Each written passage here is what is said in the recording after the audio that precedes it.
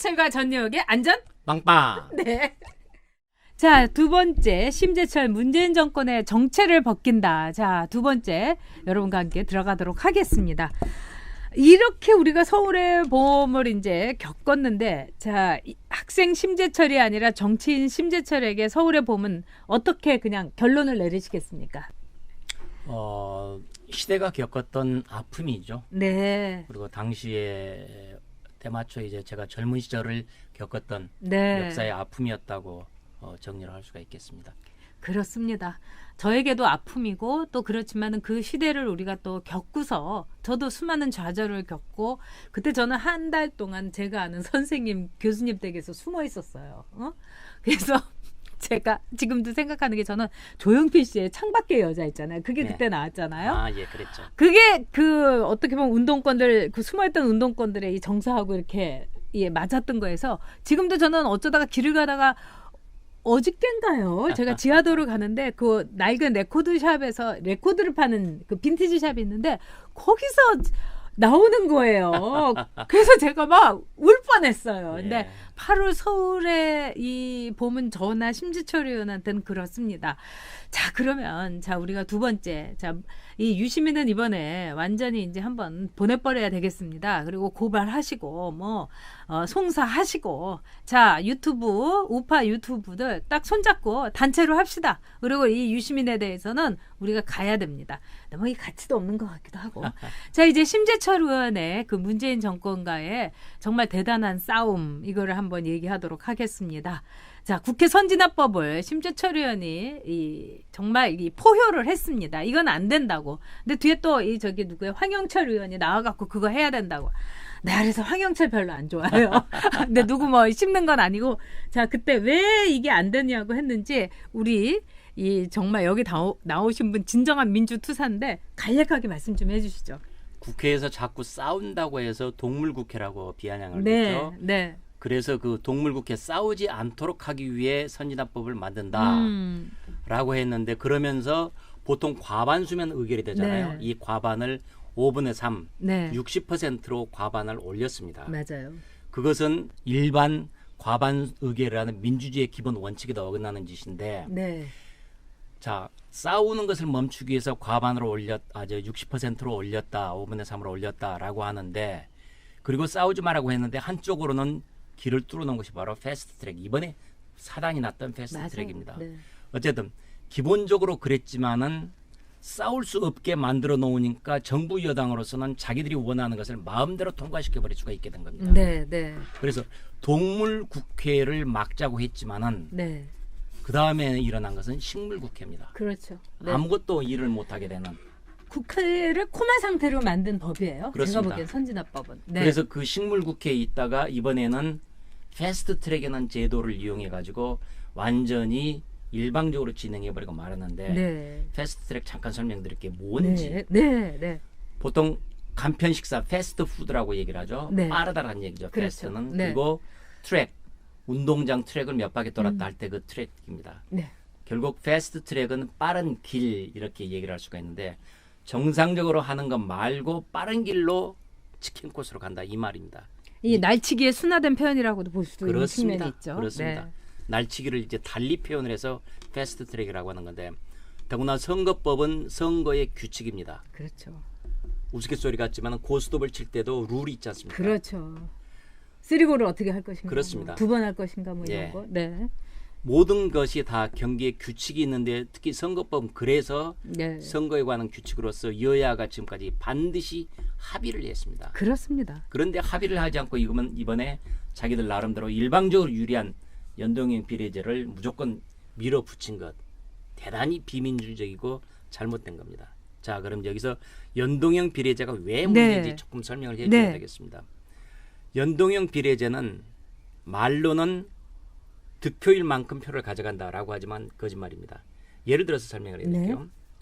자, 정의당이 지지율이 한 8% 나옵니다. 그러면은 300명 정원 곱하기 8%면은 24. 네. 그런데 연동형을 50%만 적용을 하니까 12명. 그렇죠. 죽었다 깨도 12명의 국회의원은 이미 확보가 되는 거예요. 아휴, 큰일이에요. 그리고 12명이 확보가 되고 그런 식으로 해서 각 당이 쭉 나눠가고 네. 그러다 보면 나중에 남으면 한 3분의 1 정도 남습니다. 그 남아있는 것을 다시 또 쪼갭니다. 득표율로. 2차 배분을 하게 됩니다. 그러면 거기서 또 한 두세 명 또 더 받게 됩니다. 네. 그래서 최소한 15명 정도는 확보를 한다고 그렇죠. 되어 있습니다. 네. 정의당 그런 이득을 보죠. 그리고 민주평화당도 마찬가지입니다. 네. 그리고 바른미래당도 마찬가지입니다. 지금과 같은 선거구제, 소선거구제에서는 1대1로 붙어가지고는 당선될 가능성이 거의 없습니다. 네. 그렇기 때문에 자기들 의석을 몇 개라도 더 늘려야 되겠다라고 해서 연동형 비례제를 민주당한테 밀어주고 네. 자기들이 연동형 비례제를 자기들이 받아주고 네. 그리고 민주당이 바라는 공수처법을 밀어준 겁니다. 네. 자, 그러면 또 공수처를 좀 설명을 해야 되는데요. 공수처라는 게 검찰을 잡는 검찰입니다. 그렇죠. 그러니까는 검찰을 무슨 뭐 검견이라고 하는데 네. 검찰이 검견이 푸들으면요 이 공수처법은 블록을 하나 데리고 온 거나 마찬가지예요. 공수처법이 얼마나 무시무시하냐면 대통령이 임명을 하고 네. 다른 경찰이나 검찰에서 수사를 하고 있는 것 중에 자기 마음대로 안 간다, 마음에 안 든다. 그럼 야 그거 수사 가져와. 네. 자기들이 수사를 가져다가 일방적으로 진행을 할 수가 있는 무시무시한 법입니다. 그렇죠. 그리고 아무튼 그렇게 완전히 일방적으로 하는데 지금까지 모든 권력들의 행태를 보면은 집권 후반기가 되면은 검찰이 말을 안 듣습니다. 내년부터 말 안 들 거예요. 예. 지금 검찰 부글부글 하잖아요. 지금도 세 그렇죠. 번째 주제로 다루겠습니다만. 예. 네. 그 말을 안 듣는 검찰을 잡기 위해서 공수처라는 검찰 위의 검찰을 이번에 또 만든 겁니다. 그래서 민주당에서는 정작 필요했던 것은 검찰입니다. 그렇죠. 공수처고 나는 공수처 먹고 그 대가로 정의당, 평화당, 미래당 쪽에서는 선거제, 연동형 비례제를 떡밥을 몇 개를 준 겁니다. 그러니까 확실하게 엿을 바꿔 먹은 거죠. 그렇습니다. 그러니까 이제 심상정은 너무너무 좋으니까 국민들은 선거법 몰라도 된다고. 그랬습니다. 몰라도 된다는 것 자체가 야합이라는 걸 얘기하는 물론입니다. 거죠. 예. 네. 바로 그런 과정을 통해서 이번에 야합이 이루어졌고 네. 그 날치기를 패스트트랙이라는 이름으로 진행을 했던 겁니다. 그렇습니다. 자, 이 문재인 정권하고 지금 제가 보기에는 자유한국당에서 싸운 분은 심재철 의원밖에 없어요. 그때 이 업무 추진비 이것도 기밀로 돼갖고 참 근데 왜 그 자유한국당은 왜 심재철 의원이 그렇게 고생을 하면 좀 그걸 태스크포스도 하고 막 연대를 해갖고 다 막아줘야 되는데 왜 이렇게 또 보고만 있어요. 나는 그게 왜 이렇게 변하질 않죠? 제가 한나라당 때도 그랬지만 저도 그래서 참 외로웠거든요. 네? 근데 앞으로 그런 부분들은 저희들이 또 개선시켜 네. 나가야죠 뭐. 근데 그렇게 업무 추진비를 이렇게 딱 이렇게 까발렸을 때 국민들이 너무 시원하게 했는데요.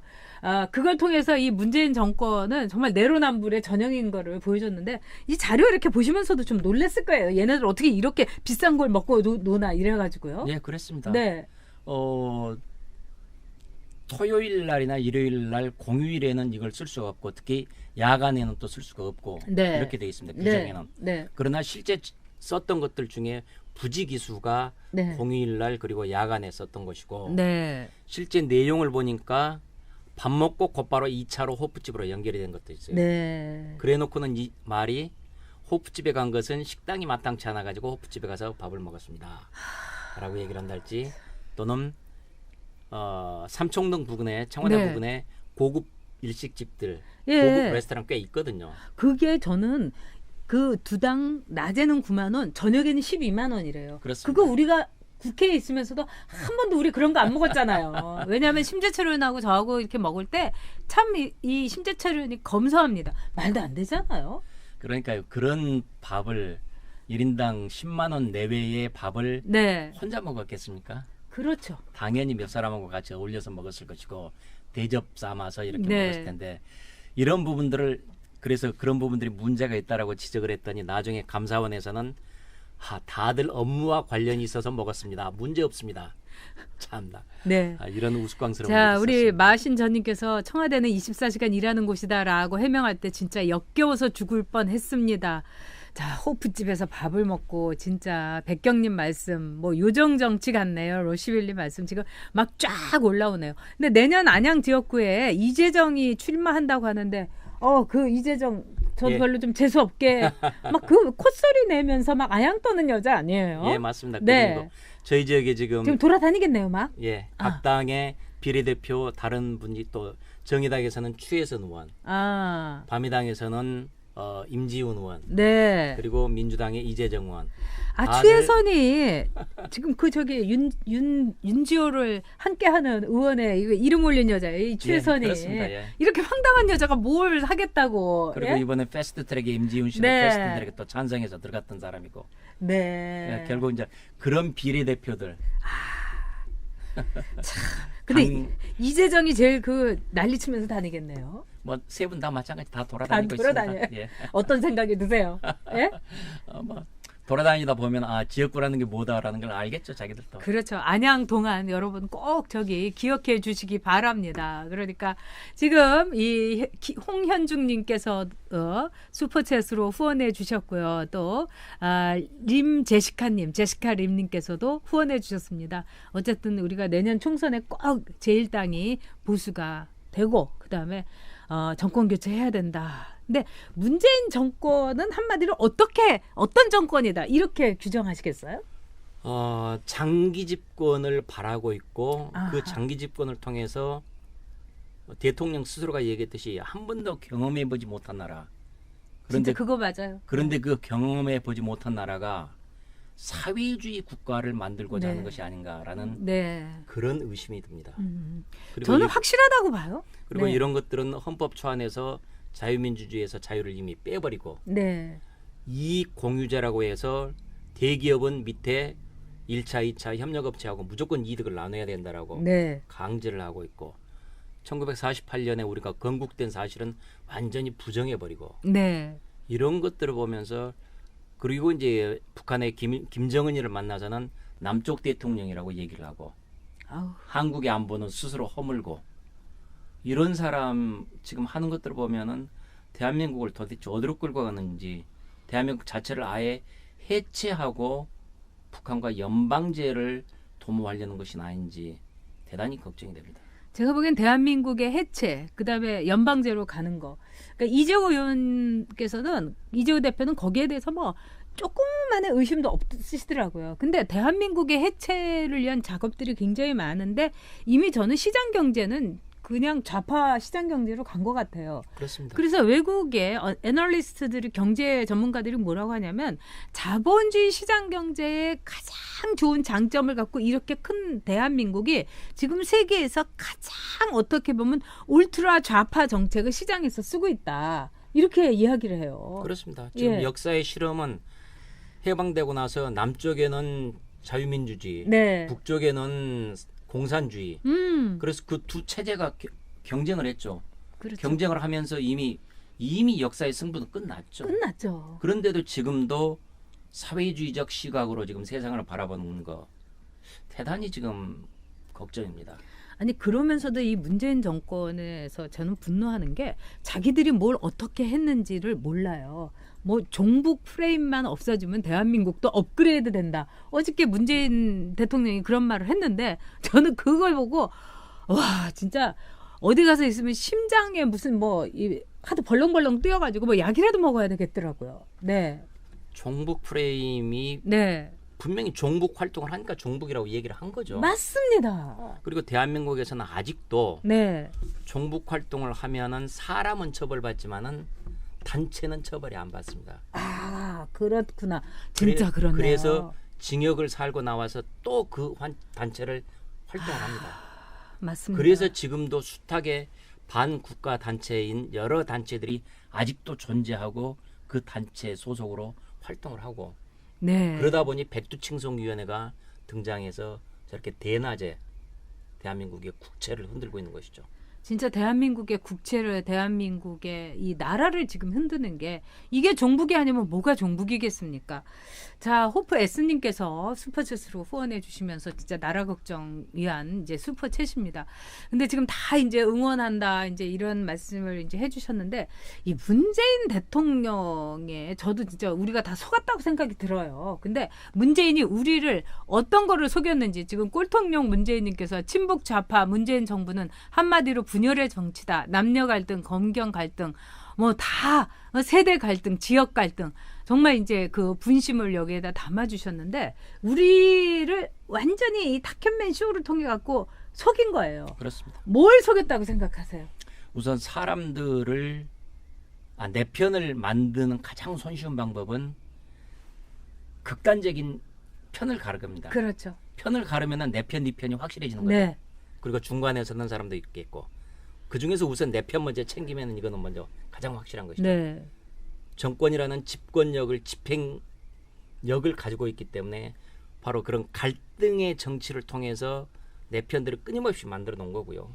그리고 그것은 이미 촛불에서 그런 것들을 경험을 했고 네. 그 촛불 세력들을 자기 편으로 완전히 끌어들이겠다라는 네. 이런 생각을 했었죠. 네. 그리고 이제 그런 거기에서부터 출발을 했고 네. 지금까지 이제 끌어왔죠. 그리고 네.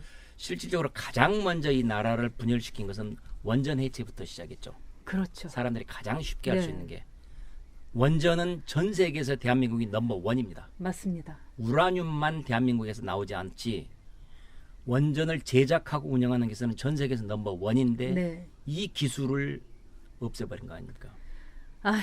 그래놓고는 외국에 나가서는 한국 원전이 참여할 수 있도록 해주십시오. 또는 원전을 짓지 않는 대신 우리는 원전 해체 산업에다가 초점을 두겠습니다. 아우, 저는 정말 인간도 아니에요. 말도 안 되는 소리죠. 네. 원전을 키울 생각은 않고 그걸 때려 부수는 걸 산업으로 삼겠다. 그러니까요. 네. 이건 말이 안 되는 겁니다. 바로 그 원전 해체에서부터 문재인 정권의 기본 성격은 저는 극명하게 드러났다고 봅니다. 네. 그러면서 시간이 조금 흐르다 보니까 소득주도 성장이라는 게 이제 제대로 민낯이 드러난 것이죠. 네. 네. 처음에는 소득주도 성장하니까 말도 어렵고 경제니까 약간 시간이 걸리는 거고 네. 그래서 사람들이 그러려니 하고 네. 기다려봤는데 어랍쇼 경제는 다 죽어버렸죠. 네. 이런 것들 결국은 소득주도 성장에서 다 출발을 하고 있습니다. 영화 한 편 보고서 막 그냥 원전 해체, 원전 탈원전하고 뭐 소주성, 뭐 장화성, 뭐 무지개 쫓는 것도 아니고요. 아까 엘리자베스님께서 문재인은 진짜 악마의 얼굴을 하고 있다. 하도 분해하니까 이런 말을 이렇게 올려주셨는데 어저께 제가 또 댓글을 이렇게 보니까 문재인은 프라다를 입어야 된다. 악마는 프라다를 입어야 된다. 뭐 이런 영화도 있었는데 지금 우리가 참 웃을 일이 아닌데요. 자, 청와대 게시판에 대해서도 그걸 이제 만들어 놓은 문재인 정권에 대해서도 얼마 전에 어저께인가요? 심재철 의원이 뉴스에 보니까 일가를 하셨더라고요. 예. 얘네들이 이걸 만든 이유는 뭘까요? 말은즉슨 소통의 공간으로 만든다고 네. 했지만은 그렇다면 대단히 엄격하게 제한을 하고 관리를 해줘야 됩니다. 그렇죠. 그러나 거기에 올라와 있는 것은 아무런 제한이 없습니다. 네. 그래서 누구누구 나쁘다 그놈에 대한 욕도 하고 누구누구 보기 싫으니 그 사람 안 보이게 해주세요. 네. 개인적인 감정의 배설구를 만들어놨는데 이건 잘못된 것이죠. 그렇죠. 더군다나 시스템의 문제에서는 지금 현재 이 네이버를 비롯해서 4군데를 통해서 접속을 할 수 네. 있게 돼 있는데 그중에서 네이버는 아이디 3개로 그러니까 개인이 네이버의 아이디 3개로 발급받을 수가 있습니다. 그럼요. 네. 그러니까 3배로서 증폭을 시킬 수가 네. 있고 또 페이북이나 트위터 같은 경우는 이메일 주소로 들어가는데 그러니까 네. 구글 네네. 이메일. 구글에서는 아이디를 제한을 하지 않습니다. 무한정으로 아이디를 그렇죠. 발급받을 수가 있습니다. 네. 그래서 결국은 청와대 국민청원에 대해서는 무한정으로 작업이 가능하다는 얘기고 그리고 이것을 지금 예전에 김경수 사건에서 드루킹 사건에서 네. 드러났지만은 어느 누가 매크로 작업을 했는지 모르지 않습니까? 그리고 이 매크로 작업은 컴퓨터를 좀 아는 사람들은 간단하게 작업을 하면 매크로를 네. 만들어낼 수도 있습니다. 네. 따라서 이 매크로 작업들은 네. 김경수가 이미 어렵지 않다는 걸 이미 네. 확인을 해줬고요. 네. 그런 점에서 충분히 조작이 가능한데 지금 대한민국의 언론들은 어디가 숫자가 몇 개다 숫자 가지고 지금 기사를 만들고 있는 네. 이런 한심한 상황인 것이죠. 네. 정말 한심한 상황인데 우리가 너무나 이렇게 그들에게 희롱당하고 그들에게 그냥 속고 이런 생각이 들어요. 유시민도 속고 문재인한테도 속고 이제 정말 더 한 번 속으면은 절대로 우리가 정말 바보인 거죠. 자, 지금 심재철 의원과 함께 여러분 하고 있습니다. 여러분들이 이 베트남 여론조작 공장 저는 이거 분명히 있다고 생각합니다.